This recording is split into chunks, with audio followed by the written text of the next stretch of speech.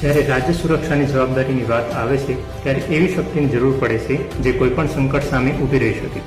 ત્યારે નામ આવે છે ગુજરાત SRPF. SRPF એટલે સ્ટેટ રિઝર્વ પોલીસ ફોર્સ. SRPFનો ઇતિહાસ ગુજરાત કરતાં પણ જૂનો છે.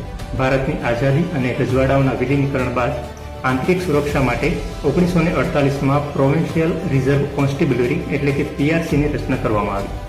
શરૂઆતમાં તેના 2 ગ્રુપો હતા, પુણે અને સાંગલી ખાતે. ત્યારબાદ 1 મે 1960માં ગુજરાત રાજ્યની સ્થાપના બાદ ગુજરાતના હિસ્સામાં SRPFના 2 ગ્રુપ આવ્યા, વડોદરા અને ગોંડલ. આ રીતે ગુજરાત રાજ્ય સાથે રાજ્ય અનામત પોલીસ દળે રાજ્યની સુરક્ષાની જવાબદારી સંભાળી. આજે ગુજરાત SRPF રાજ્યના પોલીસ વડા એટલે કે DGPના નેતૃત્વ હેઠળ કાર્ય કરે છે. તેની કામગીરી માત્ર બંદોબસ્ત પૂરતી મર્યાદિત નથી.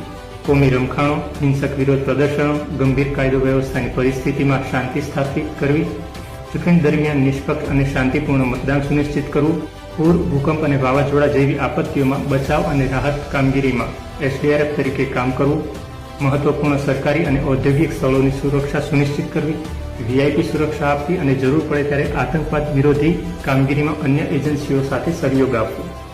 શિસ્ત તેની ઓળખ, સાહસ તેની તાકાત અને ફરજ તેનું કર્તવ્ય. જ્યાં પરિસ્થિતિ પડકારજનક બને છે ત્યાં SRPF મજબૂતાઈથી ઊભું રહે છે. જય હિન્દ.